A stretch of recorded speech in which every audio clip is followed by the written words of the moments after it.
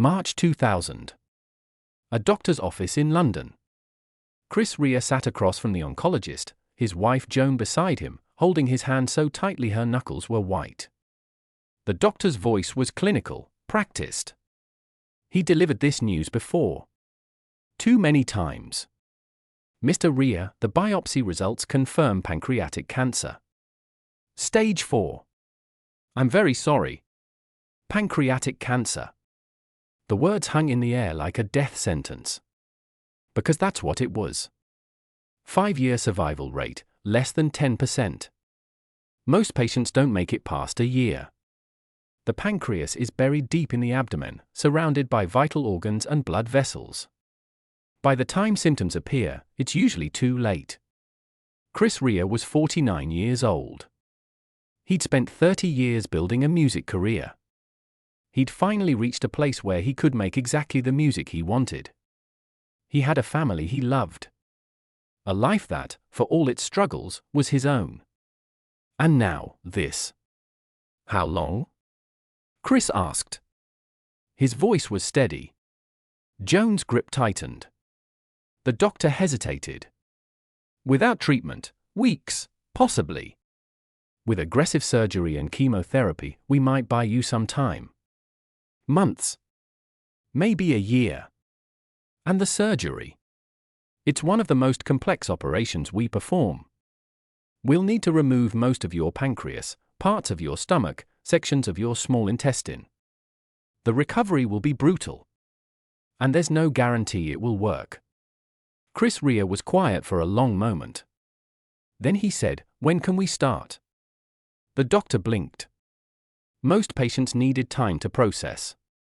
To grieve. To prepare. But Chris Rea had made peace with death a long time ago. He'd been a bluesman for 30 years. The blues teaches you one fundamental truth. Life is hard, and then you die. But between the hard and the death, there's music. There's beauty. There's work to be done. So if he had months, he'd use them. If he had a year, even better. And if, somehow, he survived? Well, then he'd really have something to sing about. June 2000. St. Mary's Hospital, London. The first surgery took 11 hours. They opened him from sternum to pelvis. They removed most of his pancreas, the organ that produces insulin and digestive enzymes. They took out parts of his stomach. They reconnected intestines. They tried to excise every visible cancer cell while keeping him alive. Chris Rea died on the table. Twice. His heart stopped. They shocked him back. It stopped again. They shocked him back again. When he finally woke up, 3 days later, he was in intensive care, connected to machines that breathed for him, fed him, kept his reconstructed body functioning. The pain was beyond description. Joan sat beside his bed, holding the hand that wasn't pierced with 4 lines. She hadn't left the hospital in 3 days. "You're alive," she whispered, crying. "You made it." Chris Rea tried to speak. His throat was raw from the breathing tube. It came out as a croak. "Did guitar survive?" Joan laughed through her tears. "Your guitar is fine, you idiot." "Good," Chris said, and passed out again. The doctors had given him a 30% chance of surviving the surgery. He'd beaten those odds. But this was just the beginning. Recovery from pancreatic surgery is measured in years, not months. Chris Rea's body was rebuilt wrong. His digestive system didn't work properly. Food that once gave him energy now made him violently ill. He could barely eat solid meals. His weight dropped from 180 pounds to 140, then 120. The pain was constant. Morphine barely touched it. But worse than the physical pain was what the surgery had taken from him. His music. Holding a guitar required core strength he no longer had. The pressure of the strap across his rebuilt abdomen was agony. Playing for more than 10 minutes left him exhausted and shaking. Singing was even worse. The surgery had affected his breathing, his diaphragm control. His voice, the rough, soulful instrument he'd spent 30 years developing, was weakened, uncertain. The music industry, with its usual compassion, moved on immediately. Chris Rea's career is over, the trade papers announced. Tragic end for the road to health singer. His record label began planning a greatest hits compilation. The obituary kind. Friends called to say goodbye. And Chris Rea, lying in his home recovering, tube still draining from his abdomen, unable to hold a guitar, unable to sing, faced a question. If he couldn't make music, who was he? The answer, he discovered, was terrifying. He didn't know. Between 2000 and 2005, Chris Rea underwent 9 major surgeries.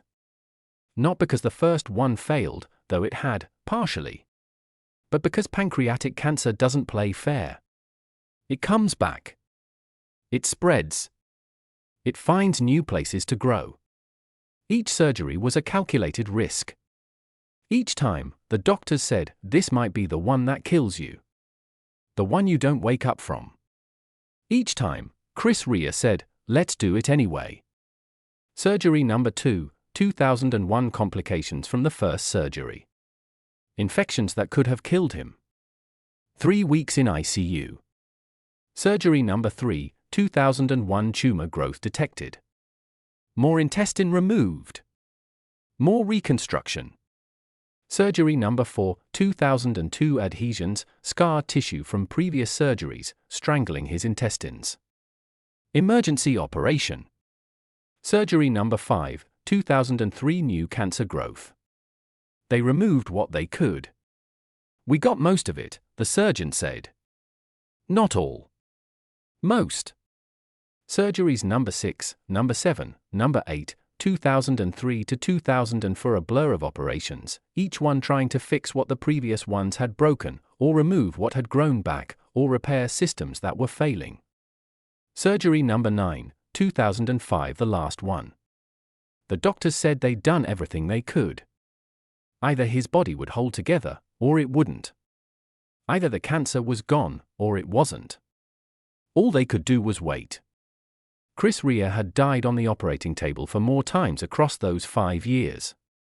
For more times, they'd shocked him back to life. He'd lost count of the times he'd woken up in recovery, confused and in agony, wondering why he was still here. By 2005, he weighed 115 pounds. He looked like a ghost. He could barely walk. Playing guitar was impossible. Singing was a dream from another life. The music industry had forgotten him completely. He hadn't released an album in years. He hadn't toured. He was, for all practical purposes, dead. And then, something changed. When you can't make music, you paint. That's what Chris Rea discovered in 2002, during a brief window between surgeries when he was too weak to hold a guitar but needed to create something, anything, or go mad. He'd always painted as a hobby. Landscapes. Cars. The usual amateur stuff. But now, painting became survival. He couldn't stand for long, so he Saturday. He couldn't work on large canvases, so he started small. When holding a brush hurt too much, he worked with his fingers, like a child. And slowly, painfully, a new body of work emerged. He painted what he heard in his head, the music he could no longer play. Each painting was a song translated into color. Blues in visual form. He painted guitars. Dozens of them. Hundreds, eventually. Blue guitars, mostly. Every shade of blue imaginable. Turquoise for the peaceful blues. Navy for the deep sorrowful blues. Sky blue for the hopeful blues. Midnight blue for the 3 a.m. blues when you're alone with your thoughts. Each guitar was different. Each one told a story. And in painting these guitars, Chris Rea realized something profound. The music hadn't died. It had just changed form. He was still creating. Still expressing. Still telling stories. Just not with a Gibson Les Paul and an amplifier. With canvas and oil paint. It saved his life, not physically, but spiritually. Because it gave him a reason to wake up. A reason to endure the next surgery, the next complication, the next brush with death. He had work to do.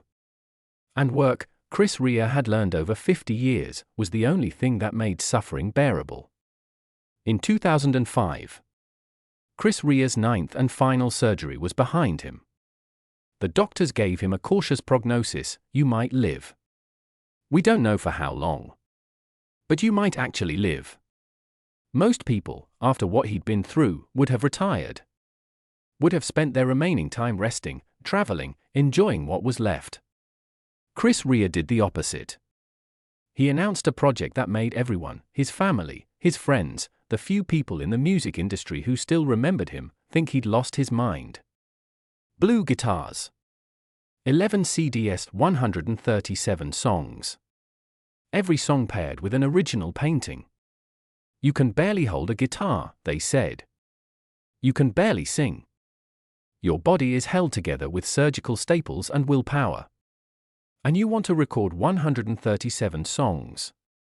Yes, Chris Rea said. Why? He thought about this. Then he said, because they told me I'd be dead by now. And I'm not. So I might as well make something impossible. The logic was perfectly Chris Rea. Perfectly blues. Perfectly insane. But he meant it. The blue guitar sessions were torture. Chris Rea could play guitar for maybe 20 minutes before the pain became unbearable. Then he'd have to stop, rest, take medication, wait. Recording a single song took days. Sometimes weeks. His voice was a fraction of what it had been.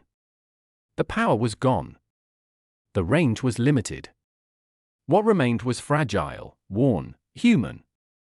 But it was also more honest than anything he'd ever recorded. Because when you've died 4 times and come back, when you've spent 5 years in agony, when every note requires physical courage, the bullshit falls away.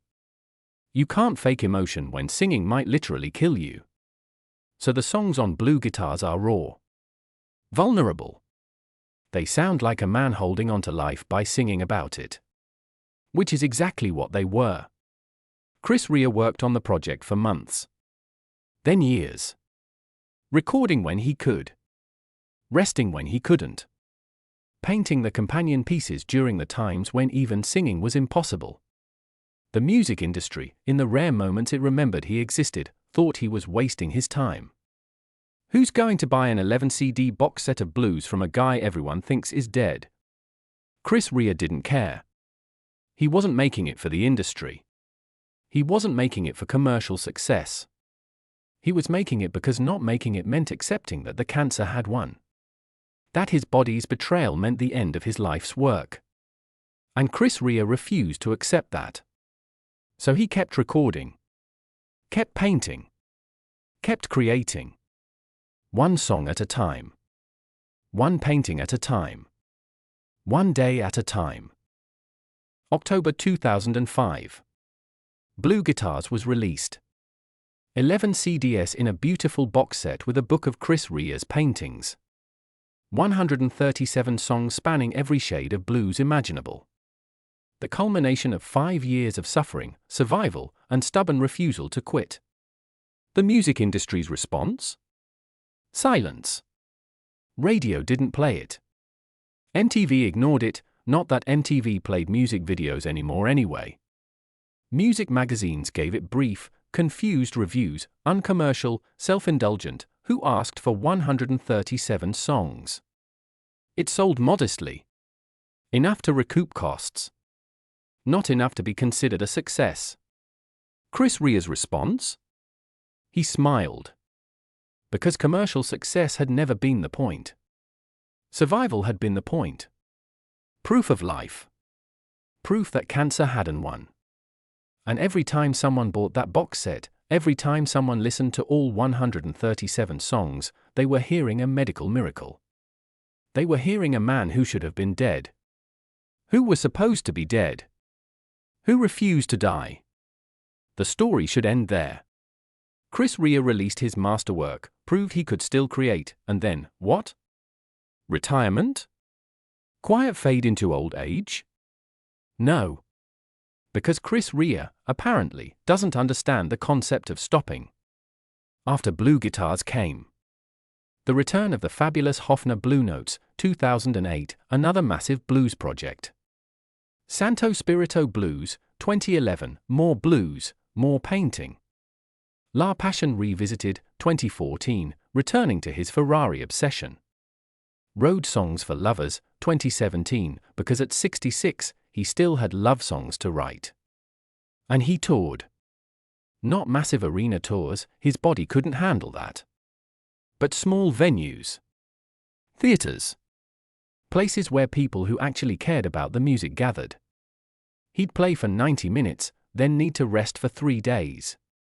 But he played. At 70 years old, having survived 9 surgeries and death itself, Chris Rea was still making music. The industry still ignored him. Radio still didn't play him. He wasn't trendy or relevant or any of the things the music business cared about. But he was alive. And creating. And that was enough. In 2019, a journalist asked Chris Rea, "You've survived pancreatic cancer, 9 surgeries, countless complications. You've been told you were dying for 20 years. What's kept you going?" Chris Rea thought for a long moment. Then he said, "Work. That's it. That's the secret. When you're in pain, work distracts you. When you're afraid, work grounds you. When death is stalking you, work is defiance. I could have stopped after the first surgery.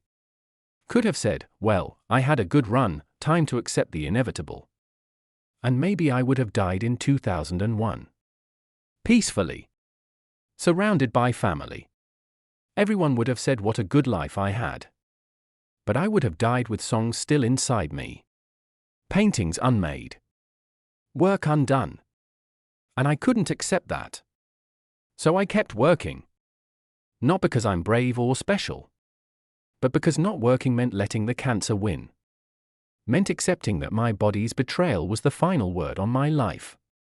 Fuck that. Every song I write, every painting I finish, every concert I play, that's me telling death, not yet. Not today. I've still got work to do.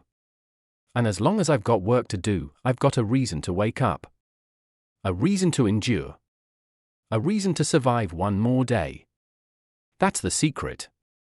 That's how you survive the unsurvivable. You find something worth doing, and you do it. Even when it hurts. Especially when it hurts. Because the alternative is surrender. And I'm a working class kid from Middlesbrough. We don't surrender. We work until we can't. And then we work some more. Let's talk about probability. The 5-year survival rate for stage 4 pancreatic cancer is 1 to 2%. Chris Rea was diagnosed in 2000. It's now 2025. He's been surviving for 25 years. The odds of surviving 9 major surgeries, each with a 30 to 40% mortality rate, are approximately 0.0004%. That's for in 10,000. The odds of returning to creative work after what he went through? Medically, they don't even calculate those odds. It's assumed impossible. The odds of releasing not just 1 album, but 6 major albums and continuing to tour into your 70s? 0. The odds are 0. And yet, Chris Rea is 74 years old. He still paints. He still writes music. He still performs occasionally. He's released more music post-cancer than most healthy artists release in their entire careers. He's created more art in the aftermath of death than most people create in a lifetime. How? The answer is simultaneously simple and profound. He refused to accept the mathematics. Statistics are for populations. Averages are for other people. Probability is what happens to everyone else. Chris Rea decided that none of that applied to him. Not out of arrogance. Out of necessity. Because if he accepted the statistics, he'd have to accept death. And accepting death meant stopping work. And stopping work was unthinkable. So he just didn't stop. And somehow, impossibly, that was enough. Chris Rea's story didn't end with him. Because stories like his, stories of impossible survival, of refusing to quit, of working through pain, don't end. They spread. In 2010, a woman named Sarah was diagnosed with breast cancer. Stage 3. Aggressive. The doctors gave her a 60% 5-year survival rate. She was 42. A painter. A single mother. And terrified. Someone gave her a copy of Blue Guitars. She listened to all 137 songs. She read about Chris Rea's 9 surgeries. His refusal to stop creating. And she thought, if he can make 137 songs after dying 4 times, I can survive this. She painted through her chemotherapy. Through her surgery. Through the dark nights when the pain and fear seemed insurmountable. She survived. She's still painting. She's 62 now. In 2015, a man named James was in a car accident. Spinal injury. The doctors said he'd never walk again. He was a musician. His life was performing. And now, paralyzed from the waist down, that life was over. Someone told him about Chris Rea. About how he kept making music when everyone said it was impossible. James learned to play guitar from a wheelchair. He adapted. He found a way. He's still performing. Different venues. Different style. But still performing. These stories are everywhere. Cancer survivors who discovered Chris Rea's music and found the will to keep fighting. Disabled artists who learned that limitation doesn't mean the end. Elderly creators who realized that age and pain don't invalidate their work. Chris Rea doesn't know most of these people. He's not famous enough, not visible enough for his story to be widely known. But there's a silent army of survivors who carry his example with them. If Chris Rea can do it, maybe I can too. And in being that example, in stubbornly refusing to quit, Chris Rea has saved more lives than any medicine ever could. Chris Rea is 74 years old now, in 2025. He moves slowly. The surgeries took their toll. He's thin, fragile looking. He carries himself like a man made of surgical scars and borrowed time. But his hands are steady when he picks up a guitar. His voice is weathered, worn, but honest when he sings. And his eyes still have that working-class Middlesbrough stubbornness. That refusal to accept what he's been told is inevitable. He shouldn't be alive. By every medical standard, every statistical model, every reasonable prediction, he should have died 20 years ago. But he didn't. He chose to live. And then, every day since, he's chosen it again. Not dramatically. Not heroically. Just quietly, stubbornly, continuing to work. One song at a time. One painting at a time. One day at a time. And in doing so, he's proved something that the medical establishment doesn't acknowledge but that every survivor knows in their bones. Your will to create is stronger than your body's will to die. Not always. Not for everyone. But sometimes. And sometimes is enough. Chris Rea was told he had months to live. He's lived for 25 years and counting. He was told he'd never make music again. He's released 6 albums. He was told to accept the inevitable. He painted 137 guitars instead. The lesson isn't that positive thinking cures cancer. It doesn't. The lesson isn't that working hard defeats death. It doesn't. The lesson is simpler and stranger. If you have work you love, work you need to do, work that defines you, that work can keep you alive long past when you should have died. Not metaphorically. Literally. Because the work gives you a reason. And a reason is more powerful than statistics. Chris Rea is living proof. He's still here. Still working. Still creating. Still refusing to die until the work is done. And the work, thankfully, is never done. This is a story about survival. But it's also a story about purpose.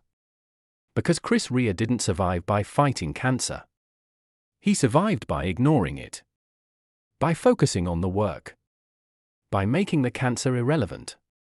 "The cancer is trying to kill me," he once said. "But I'm busy. I don't have time to die right now. I've got songs to write." That's not denial. That's not delusion. That's the most powerful survival strategy there is. Find work that matters more than your fear of death. Then do that work. And let death wait its turn.